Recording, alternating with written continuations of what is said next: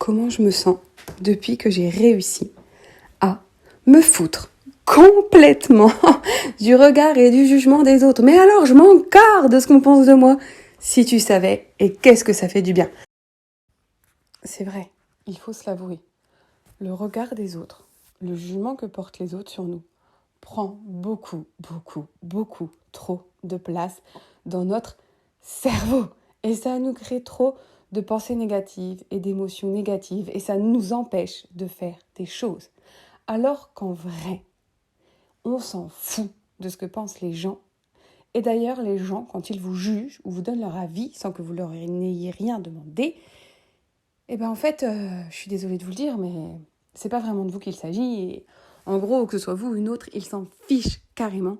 Ce qu'ils jugent, finalement, quand ils vous disent quelque chose à vous, c'est ce qui leur fait peur ou ce qu'ils n'aiment pas ou ce qui les révolte chez eux. C'est par rapport à leurs valeurs, à leurs convictions, à leurs croyances, à leur vision de la vie. Mais ça ne veut rien dire sur toi. Rien du tout. Tu sais, ce qui te fait mal là-dedans, finalement, c'est tous les « et si » que tu te mets avant même que quelqu'un ait porté un jugement sur toi. Parce que je suis sûre que dans 90% des cas, si dans la rue tu t'arrêtais et tu demandais à un inconnu « qu'est-ce que tu penses de moi ?», les réponses seraient favorables ou neutres, mais elles ne seraient pas négatives. Tu as tellement peur du jugement des autres, de ce que l'on pourrait dire de toi, tu ne te fais pas confiance, tu n'as pas une bonne estime de toi, une belle image de toi, tu n'as pas développé encore assez d'amour pour toi, mais tout ça peut changer, que tu portes trop d'intérêt. Et c'est normal, moi-même, j'ai porté tellement d'intérêt au regard ou au jugement des autres. Mais en vrai de vrai, pour te parler réellement, crûment, en vérité vraie, en authenticité, comme tu veux l'appeler, je me suis rendu compte que dans mes « et si » et qu'est-ce qu'on va dire de moi ? Et si on pense ça de moi ? Oh, comme ça, on va dire que je suis trop sexy, trop ceci, trop cela. Je me suis rendu compte qu'en fait, c'était mes propres peurs ou mes propres jugements de la société, des femmes, du travail, etc. qui ressortaient. Alors un jour, j'ai pris une feuille et j'ai tout noté. J'ai noté mes peurs, mes craintes, ce que j'aimerais pas qu'on dise de moi, ce que j'avais peur qu'on dise de moi, ce que j'avais peur de faire, de porter, comment j'avais peur d'être. Et comme je me suis sentie légère après ça, mais vraiment légère, je te conseille d'essayer. Et puis petit à petit, sur cette liste que j'ai gardée, j'ai rayé plein de choses au fur et à mesure. Chaque jour, j'osais un truc nouveau, un truc en plus, où je me disais quelque chose de positif. Et comme ça, je me suis entraînée à développer une confiance et une estime de moi-même. Parce que, pour pas t'agiverser une heure, comment te dire ? La seule, ou les seules plutôt, véritable question à te poser pour te détacher du jugement des autres, c'est qui vit ta vie, Toi. Tu es la seule à vivre ta vie. Je suis la seule à vivre ma vie.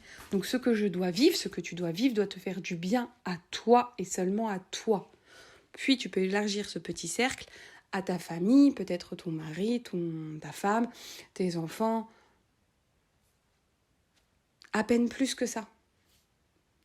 C'est toi qui vis ta vie. Tes choix doivent faire plaisir à toi. Ta manière de t'habiller, ton corps, le métier que tu choisis, comment tu occupes ton temps, la maison, le ménage, les courses, la gestion des factures, bref, peu importe, tout ce que tu fais ne doit dépendre que de toi, de tes besoins et de tes envies. Tu n'as besoin de faire plaisir à personne d'autre qu'à toi. Et en te faisant plaisir à toi-même, tu verras rayonner autour de toi et des proches, tes plus proches, mari, femme, enfant, cercle proche, le bonheur de voir aussi chez eux un lâcher-prise, un mieux-être. Tu seras vraiment vrai, authentique, sincère avec toi et du coup avec les autres.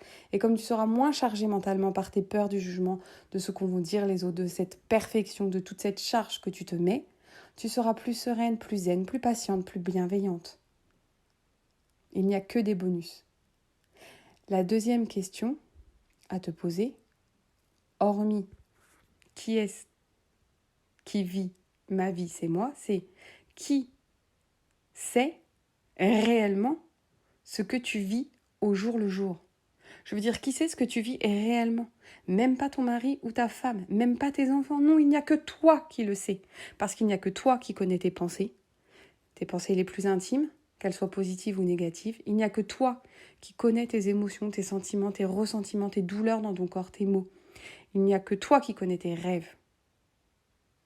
Il n'y a que toi qui connais réellement ce qui se passe dans ta vie, donc les autres ne peuvent rien juger. Ils ne connaissent qu'une partie, et encore, ils ne connaissent que ce qu'ils veulent bien voir. Attention, j'ai pas dit ils ne connaissent que ce que tu as bien voulu leur dire. Ça, c'est une chose. Mais c'est surtout qu'ils connaissent seulement ce qu'ils veulent bien voir. Car, autre chose, les gens ne voient que ce qu'ils ont envie de voir. Combien de fois, parfois, avec certaines personnes, tu vas répéter 2, 3, 4, 5 fois la même chose et vous vous entendrez pas parce que la personne ne veut pas t'entendre. Elle est bloquée dans sa vision des choses, dans ses croyances, dans ce qu'elle pense. Elle écoute peut-être même pas la phrase jusqu'au bout. Et tu vas pouvoir la reformuler 1 fois, 2 fois, 3 fois et au final, il y a cette incompréhension. Parce que beaucoup de personnes ne veulent pas entendre ou voir des choses qui pourraient les déranger, qui pourraient leur poser question, qui pourraient remettre en doute leur perspective des choses, leurs croyances, leur vision. Et c'est normal. Dernière chose pour lâcher prise aussi sur le regard et la vie des autres. Tu sais vraiment, réellement, quelle partie de toi adore savoir ce que pensent les autres de toi? C'est ton ego. Et seulement ton ego. Donc ce n'est qu'une partie de toi. Cher ego, je t'aime parce que tu es utile, indispensable à ma vie. Tu me protèges d'énormément de choses. Alors mon cher ego, je te dis merci. Par contre, tu veux beaucoup trop te mettre en avant, parfois. Et on n'a pas besoin d'être toujours sur le devant de la scène, d'être parfait, de plaire aux autres. Cher ego, je voudrais te dire qu'à partir d'aujourd'hui, la seule personne à qui j'ai envie de plaire, à qui j'ai envie de faire plaisir, avec laquelle je veux me sentir bien, chaque minute de ma vie, c'est moi-même. Alors, cher ego, tu peux calmer tes peurs, tes doutes, est-ce qu'on va penser de moi? Qu'est-ce que l'on va dire de moi? Suis-je assez bien? Ne suis-je pas trop? Non, cher ego, tu es, tout simplement, et ça suffit. Alors, merci de continuer à me protéger. Et je t'écouterai toujours, mais je t'accorderai beaucoup moins d'attention par rapport au jugement et à la vie des autres. Parce que la vie des autres ne reflète que leur vie à eux. J'aimerais vraiment, réellement, que tu te poses les questions que je t'ai posées dans ce podcast et que tu fasses cette liste, comme je te l'ai dit que j'ai fait, de tout ce qui te fait peur sur le jugement, le regard des autres. Et tu vas voir, c'est incroyable parce qu'au final, ça va te dire tellement de choses sur toi. Comment aujourd'hui j'arrive à me foutre mais complètement de ce que pensent les autres, mais dans plus de 90% des cas, je dirais bien 98% du temps, je me fous de ce que pensent les autres. Eh bien, c'est parce que j'ai appris à m'aimer de manière inconditionnelle. Pas inconditionnelle dans le sens je m'aime, je me surkiffe, je suis la meilleure, blablabla. Non, je ne suis pas égoïste, je ne suis pas égocentrique non plus. Et remarque que dans égoïste et égocentrique, le mot qui revient est égo. Et comme j'ai fait la paix avec mon ego, je te parle vraiment de moi. C'est-à-dire que j'ai fait un travail, ce qu'on appelle, et moi j'appelle pas ça un travail, j'aime pas ce mot d'ailleurs, on dit tout le temps travail, mais j'aime vraiment pas ce mot. Là, je ne vois pas par quoi le remplacer, c'est pas le sujet de ce podcast, j'en ferai un autre d'ailleurs là-dessus, donc gardons celui-là pour le moment. J'ai fait un travail d'introspection sur moi-même. Alors ça peut faire peur l'introspection, mais en réalité il s'agit juste de se poser quelques questions, de savoir qui es-tu réellement. Et au-delà de ça, j'ai envie de te dire, qui as-tu envie d'être? Parce que qui es-tu jusqu'à aujourd'hui, on s'en fiche, tu peux changer. Qui as-tu envie d'être? Qu'est-ce que tu as envie qu'on dise de toi si là, demain, on devait écrire une autobiographie de toi? Quand tu seras, tu sais, vieux, très vieille, à repenser à toute ta vie quand tu auras 99 ans et que tu raconteras ta vie à tes arrière-petits-enfants, qu'est-ce que tu as envie de leur dire? Qu'est-ce que tu as envie de laisser au monde? Qu'est-ce que toi, tu as envie de penser de toi-même? Si là, tu as 99 ans et tu regardes ta vie en arrière, comment as-tu envie que cette vie soit? C'est juste se poser ces questions, en fait. Comment j'ai envie de vivre ma vie? Qui j'ai envie d'être? Quels sont mes rêves? Quelles sont mes valeurs? Quelles sont mes envies? Quels sont mes besoins? Quelles sont mes limites? Et quand tu sais tout ça, tu te connais. Et parce que tu te connais, Tu te moques du regard des autres. Parce que toi, tu sais qui tu es, au fond de toi, à l'intérieur de toi. Tu connais tes valeurs, tu connais tes actions, tu sais ce que tu fais pour les autres, tu sais ce que tu fais pour toi-même. Tu sais que tu es quelqu'un de bien. Donc tu n'as pas besoin de le prouver. Quand on cherche la preuve des autres, quand on a envie que les autres nous fassent des compliments, c'est parce que nous-mêmes, on n'arrive pas à se les faire. Et on a besoin un peu de cette approbation qu'on recherche finalement. C'est un peu, tu vois, cette petite partie de nous, enfants, qui recherche encore l'approbation de papa et maman. Aujourd'hui, tu n'as plus besoin de l'approbation de personne. Tu es adulte. Et donc, la seule approbation dont tu as besoin, c'est la tienne. J'espère que ce podcast te fera poser plein de questions et que ça va cheminer inconsciemment et consciemment. Que tu vas sortir ton carnet, ton stylo, réécouter le podcast, noter les questions, faire ta liste et que tu vas commencer à voir chaque jour les transformations. C'est ce travail qu'on fait en accompagnement ensemble, que ce soit dans l'accompagnement individuel, one-on-one, en visio ou au cabinet, que ce soit dans ces accompagnements, les ateliers d'auto-coaching premium que je te propose, que je crée sur mesure pour toi pour une transformation rapide. En un mois, tu me donnes ta problématique, je crée ton atelier chaque jour. Tu reçois un mail, tu consacres entre 10 et 30 minutes. Ça, c'est toi qui choisis chaque jour à ta transformation, à ta métamorphose, à ta révélation. Et avec les coachings qui vont avec ensemble, tu te transformes, te révèles en un mois seulement. Et que ce soit aussi dans les programmes, les box en ligne, c'est ce que je vous propose de tester. Tout est fait pour que vous développiez l'estime de vous-même. Et l'estime de vous-même, ça comprend l'amour de soi, l'image de soi et la confiance en soi. Je veux que vous sachiez que vous pouvez tout casser, tout déchirer, que vous pouvez briller, que vous pouvez vivre de la manière dont vous avez envie de vivre. Pour vous et seulement pour vous. Que vous connaissiez la liberté, la sérénité, ce bien-être, cet épanouissement total. Mais qu'est-ce que ça fait du bien de se lâcher la grappe, putain.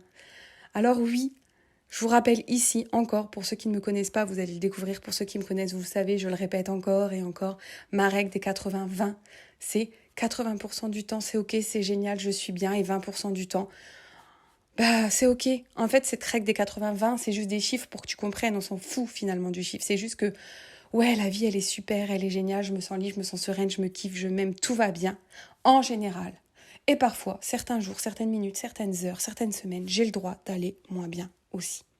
C'est tout ça que j'ai envie de vous transmettre au travers de tous mes accompagnements, qu'ils soient gratuits ou qu'ils soient payants. Et si tu veux te faire un cadeau à toi-même, je t'invite. D'ailleurs, c'est pas un cadeau que tu te fais. Enfin, si c'est un cadeau que tu te fais, que je te fais, tu peux télécharger mon guide du lâcher prise sur la bio Instagram ou sur en me demandant par message ou en m'écrivant à un instant sacré instantsacre@gmail.com pour me le demander. Je sais, il va arriver très vite sur le site, mais tout est en refonte. Je fais du plus vite que je peux. Mais j'ai que demain et j'ai décidé que je ne me mettais plus en surmenage, ni personnel, ni professionnel, que je prenais soin de moi. Donc, tranquille, mimile, ça va arriver. En attendant, tu me contactes et je te l'envoie. Fais-toi ce cadeau. Le guide du lâcher-prise, je te raconte comment j'ai lâché prise, je te donne une boîte à outils, je te donne des astuces pour te permettre toi aussi de lâcher prise dans ta vie en général. Et si tu veux vraiment, vraiment aller plus loin et commencer à t'aimer, à développer une magnifique estime de toi-même, que ce soit sur ton corps ou sur la manière d'être, que ce soit sur tes pensées, sur ce que tu penses de toi, si tu as envie de te foutre un peu du regard des autres et de te sentir bien, je t'invite à télécharger la box Oser se kiffer en seulement 21 jours. Et en plus, pour cet été, elle est à tout petit prix, son prix augmente en septembre. Et voilà, j'espère que tu auras envie de travailler, mais on va trouver un autre terme parce que ce terme il est vraiment moche. Donc j'espère que tu auras envie de te poser les questions conscientes, inconscientes sur toi-même, d'avancer vers ta transformation, ta révélation, en tout cas vers ce qui te fait du bien pour toi. Je le répète encore une fois. D'ailleurs, sur la boutique, si vous avez envie de vous rappeler ce message tous les jours, il y a le suite moi d'abord pour une fois. Il est trop mignon, je l'adore. Parce qu'il y a des petits cœurs et parce que moi d'abord, pour une fois, ça fait du bien. Alors c'est parti.